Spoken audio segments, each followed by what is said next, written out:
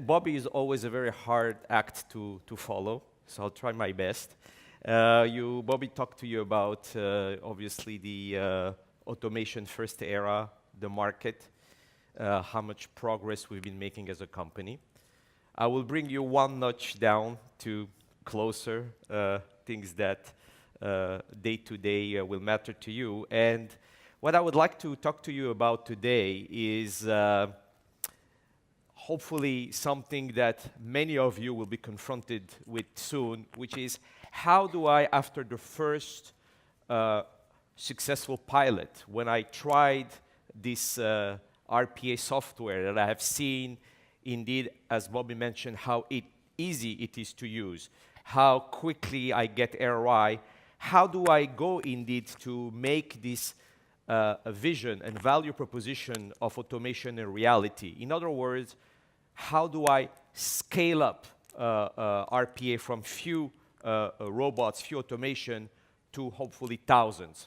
And what I'm going to share with you, this is a bit of a theoretical framework, but it is based very much on what we have seen with our clients until now. I've been helping do RPA implementation for about 3 years now, which makes me a dinosaur in this industry.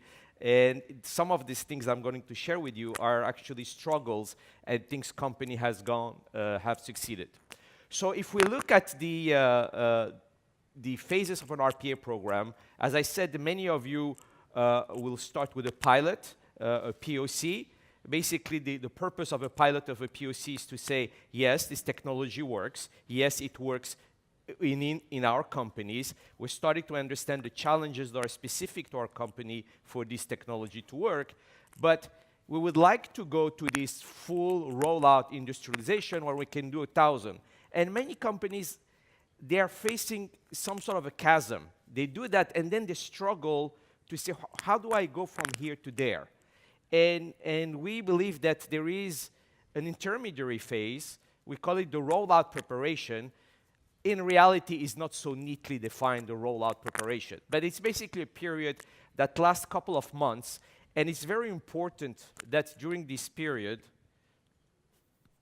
all right, I think I have a beard, that's why it doesn't work with a beard.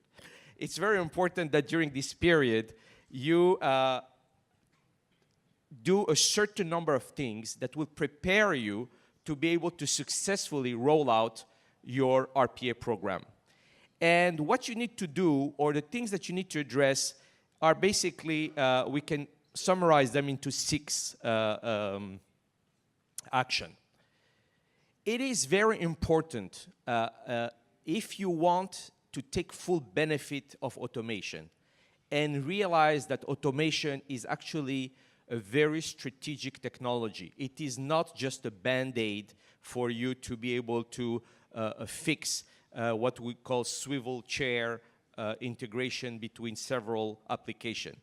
It is a strategic tool that will really help you digitize your company. And as such, it's very important to engage early on all the key stakeholders of your company, to have the support of top management. This is a precondition to be able to really move into a large-scale RPA program.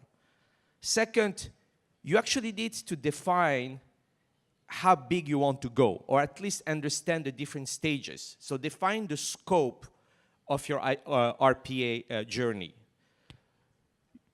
Third, and you realize this is one of the most challenging parts, and we'll talk about it, you need to define a high-level automation roadmap, not just the next batch of the proverbial low-hanging fruits.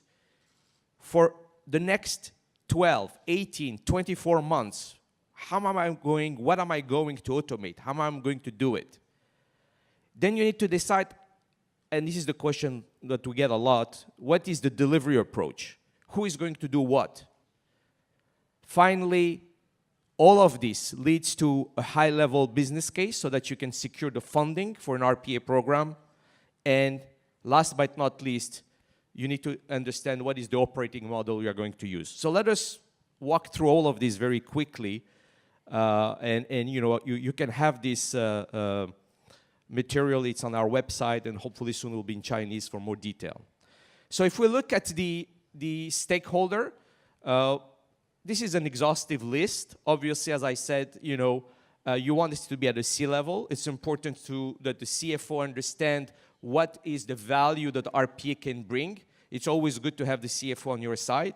This is, as Bobby said, a relatively easy technology to convince CFOs because the return on investment is probably the clearest of any technology you have seen in the last decades.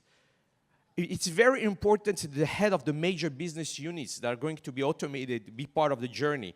They are the customer. Quite frankly, today, our technology enters companies most often than not through head of business units, whether it being people who are heading finance functions, people heading HR functions, people heading shared service centers.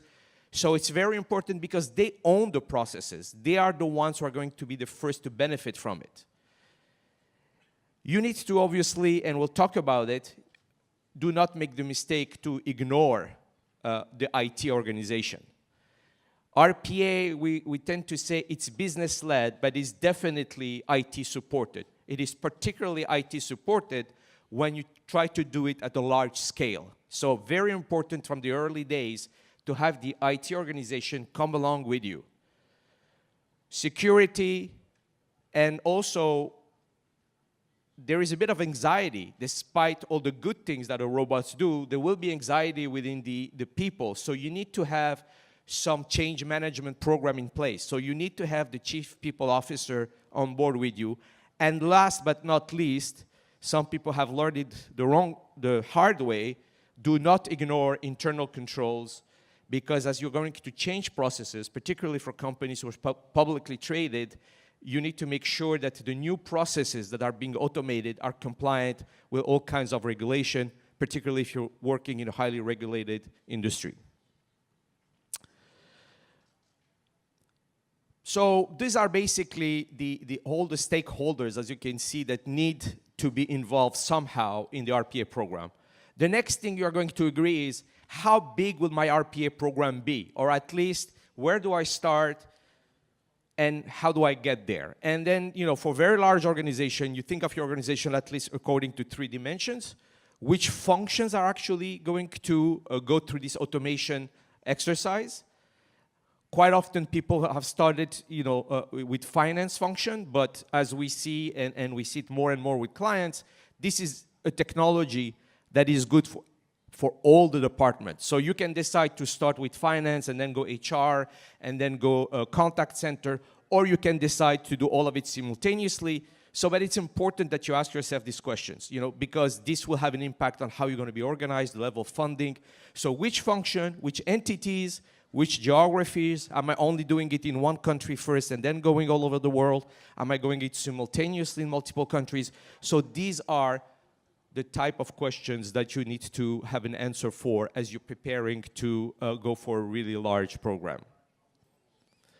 Finally, I think this is probably one of the most important and difficult activities you are going to take, which is preparing for the roadmap. And there are different levels of this.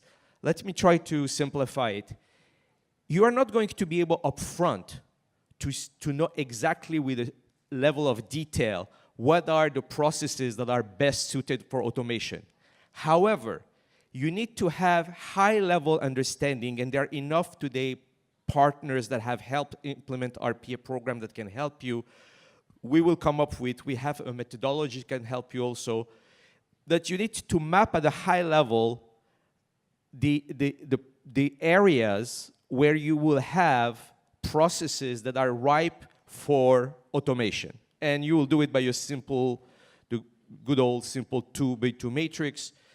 How much potential for time saving and reduction of errors, and how complex will it be to actually automate these processes. So it gives you an idea of the potential of this automation for the next 12, 18, 24 months at a high level. I'm going to step back for 1 second and talk about what are the different steps in an automation, because this is pertinent for what I'm going to tell you next in terms of the delivery model. If we're to relatively simplify how you actually automate a process, you can say they are more or less 8 steps. Half of them, as you can see, are really not technical. They are really business steps. The first is to identify, as I was mentioning earlier, what are the processes that you are going to automate, and you filter them. Then you go to a more detailed assessment of this first filter to really know at a detail level, does this process is ready for automation. Then you actually do something that is very interesting and a lot of companies haven't yet fully understood. One of the beauty of RPA and one of the things it allows you to do, it is to actually, it's the last mile of process reengineering. You know, a lot of you have heard or done in the past process reengineering, Lean Six Sigma. Today, because RPA takes you to the very detailed level of the process, it's a very good time to actually take the process, think about it, and say, how would I actually do that now that I know that I can automate it? So you redesign the process for all the latest technology that is available. Out of that, you create what we call user stories, and then basically it's the development itself, then it's the user acceptance and testing, then it goes in hypercare, and it goes in production, and then the operational support. So those are basically the steps. And if you look at it, if you are going to all of a sudden have a big program, there is a big difference in the terms of the quantity and experience of the talent you're going to require to ramp up. So you have 2 solutions or a range between the 2. You cannot go from having, you know, the 2 or 3 guys you have used for the pilot to be able to have a company where you're sustainably automating hundreds of processes every year, because this is what is going to be, hundreds every year. That is a real steep curve in terms of talent, in terms of experience and quantity. So you need to ask yourself, how do I go from here to there? And the 2 extremes are, you can decide to do everything yourself, and in that case, you need to take the time to build that talent and put the operating system in place. Or the other extreme, you say, I will totally outsource it to a partner and I will basically use automation as a service. Or the most likely, what people choose, it's something in between. And you can choose the something in between according to the steps. You can decide, you know, part of the identification, I'll give it to a partner, the development I will do myself, or vice versa, or I do it together. So, but thinking about how you are going to do this and how maybe this will evolve over time, maybe you start with fully outsourced and you end up full in-house, I think it's a bit important, and it's important to have realistic expectations in terms of the buildup of the talent if you want to be successful. Bobby mentioned a bank in Japan that is one of the most successful implementation of RPA so far. They understood this very well. And for instance, in the early days, to be able to ramp up so fast because they had an ambition program, they understood that RPA and automation was the future for them, they actually used 5 different partners simultaneously. But with an idea that over time, they were going to start to own this experience themselves. But they understood that they needed to think through this delivery program, and it's not just about having 2 or 3 of their own resources that have been able to deliver the pilot that they were going to, in fact, scale. And then when you get to all of this, you will need, and it's one of the most important steps, to build a program business plan. And I want to take a minute here to make a bit of a difference between the ROI and the economics of every process that you have automated up to this moment of the pilot. You start by automating what we call the low-hanging fruit and those who give you a very good ROI, and a standalone, every automation gives a very simple and easy ROI. But if you want to build a program, I strongly recommend that you move away from this process-by-process business plan to a program. Because, as I said, now you're talking about I need to build internal capabilities. I need to do this at a large scale. That has implication in terms of IT infrastructure, implication in terms of the talent you're going to build. And if you only go for the low-hanging fruit, eventually you run out and you are not going to fully capture the entire vision and promise of automation. So you need to think about it at a larger scale and over a several-year period so that you can have the right level of funding. Now I understand that no company or corporation gives you a blank check, here's 10 million, go run with it, in 3 years we'll see each other. But setting the table right and having milestones, so, you know, we need X million, but you know, within the first year we're going to deliver this, and it's like a VC funding, you know. If you deliver, then we continue. But it is important that you have a holistic view where you had the discussion on what kind of operating model, how we're going to deliver it, how big we're going to go, what kind of team we need to build, what are the efforts that we need to have in terms of infrastructure. So you can see this is a high level. We have the detail for people who are interested in this. You know, you take the results from the pilot that gives you an idea of the kind of benefits you can expect. The decisions you made on the scope, how big you're going to go, how, you know, the delivery approach that will drive your cost. And then you get, in terms of output, the cash flow, ROI, the total funding required. Let us talk now about the operating model. The RP operating model that you're going to use is going to be, you know, a lot of people ask the question, COE, what kind of COE, center, decentralized, da-da-da-da-da. It is going to be basically driven by 4 fundamentally elements. The scope, you know, you're not going to have the same type of organization if you decided to do RPA just for one country in one division versus if you've decided to go worldwide across the board. So the operating model will be different or will evolve as your scope increases. That's kind of obvious. The delivery model, we mentioned it. You're going to have a certain operating model if you decide to do everything in-house versus if you decide to do everything as an outsourcing. You're not going to need the same profile or level of skills. The maturity of your RPA program. Are you in the early days or are you already a mature organization? And frankly, also your existing organization. A lot of the questions about centralization of decentralization, at the end of the day, there is no right and wrong answer. And, you know, consultants at Famous put for you slides, pros and cons, and at the end you're like, okay. A lot of it has to do with your company's culture. Some companies are already, by culture, decentralized. So most likely, decentralized works for you, even with RPA. Some company, by culture, are already very centralized. Their IT is already very centralized. So you're used to centralization. Either way, you will see that both can work. It's got to fit. You cannot have an approach that is different from the usual culture of your company. So the existing organization's culture also enter into account when you decide what type of operating model you want to have.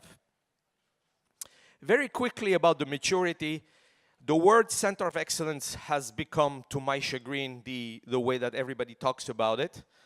Why do I say to my chagrin? Because I would have very much liked that we use the word robotic operations center, because the difference is exactly one of maturity. For me, a COE is something that you have in the early days. It's very project-based. It's about sharing best practices. But when you realize that RPA is not a project, it is something that's here to stay. It is a digital workforce that you are going to manage. I much prefer the term operating operations center. But let's move on to the next. If we look at actually the design of the operating model itself, you have to take into account basically 6 variables. what is actually the role you want this operating model to take. So hence, what kind of skills you're going to populate it with, what type of structure, what type of governance, what are the key processes, and finally the KPIs.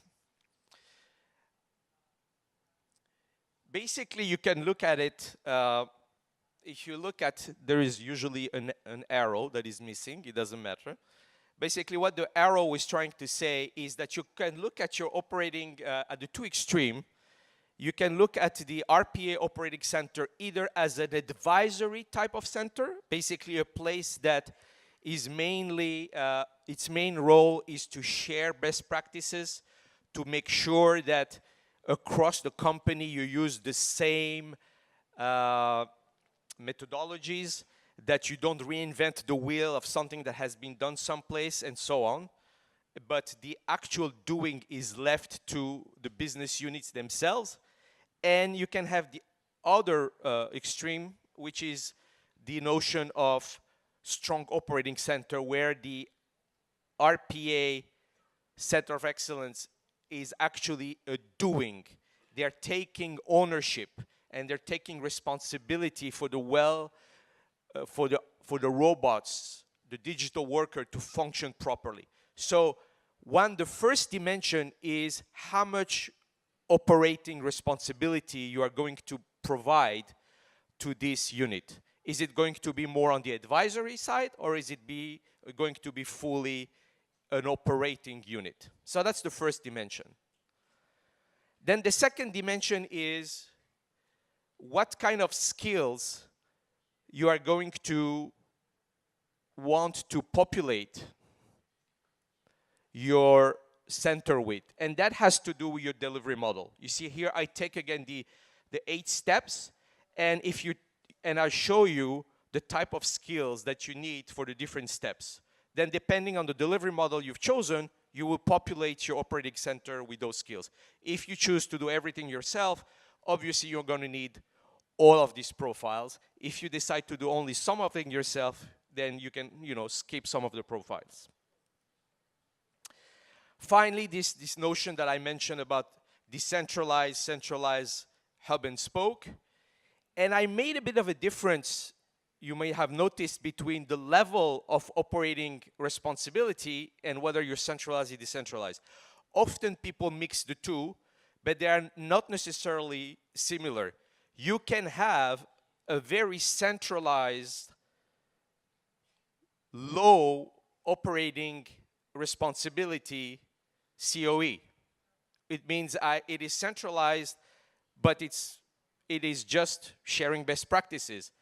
But that can also be decentralized. You can have COEs that share best practices, but one per continent. Conversely, you can have very decentralized, strong operating RPA. You can decide that your RPA centers are absolutely responsible for the building, running, and monitoring of your robots, but there is one per business unit. So that's high operating center, but decentralized. So these notions are not necessarily going together. These are two different dimensions. I'm giving you here some examples where here's an example of a decentralized, and I put here as an example the functions, what you have to do, and basically the roles. And you can see here is in the advisory, he's so very low in operating responsibility. You only have as responsibility training, overall strategy, definition of standard and the method, and the rest is left to the business unit, the IT, and so on. So I am not going to go to the detail, but you have examples of each one of them.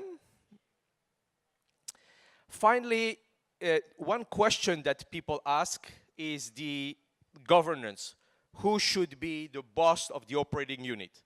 And this will depend on the type of RP organization you build. It can either be started to be hosted, quite often what we see it in the shared services, because quite often the first RPA programs start in shared service centers. It could be the head of the global IT for those who decide to give a big role to IT and to have the actually RPA being sustained within the IT organization, or it can be the head of any business unit. For instance, if you have decided for a decentralized mode where every business unit has its own RPA center. Regardless of the model, we also, at the strategic level, we highly recommend to have what we call an automation council, where you actually bring the leader or leaders of the RPA organization in the same room with the IT leadership and country and business leaders, because there will be some decisions in terms of funding, in terms of priority, in terms of changing some key processes, where it will be good to have a council where these strategic decisions can be decided and discussed with all the parties being involved and not left to only, you know, at the second or third level of the organization.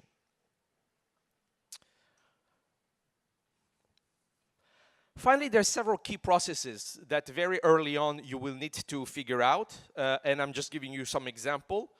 You know, you need to come up with a methodology about how you're actually going to prioritize which processes you're going to automate. You're going to have to be semi-transparent about it, and people understand why we're doing this versus this one. You need to have, you know, and you're going to get into security issues, who has the right to ask for a change in an automation. At one time within the automation journey, does the internal audit give its okay, and so on and so forth. So some of these key processes are going to be clearly defined, so you avoid future problems and you avoid slowing down the RPA development. Because we have clients and they have learned it the hard way.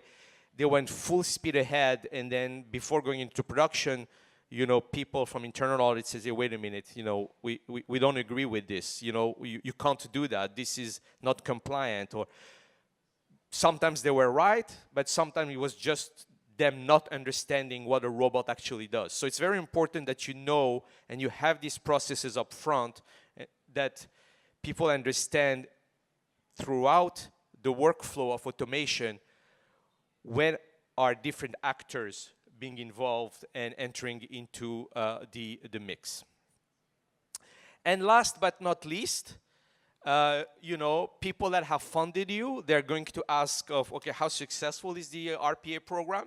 So it's also important that you create, and you know, our technology now allows all kinds of reporting, that you have some type of performance framework, that you agree on, for instance, between the operating unit of RPA and its internal customers, some SLAs, you know, and then you have to monitor the performance of these robots.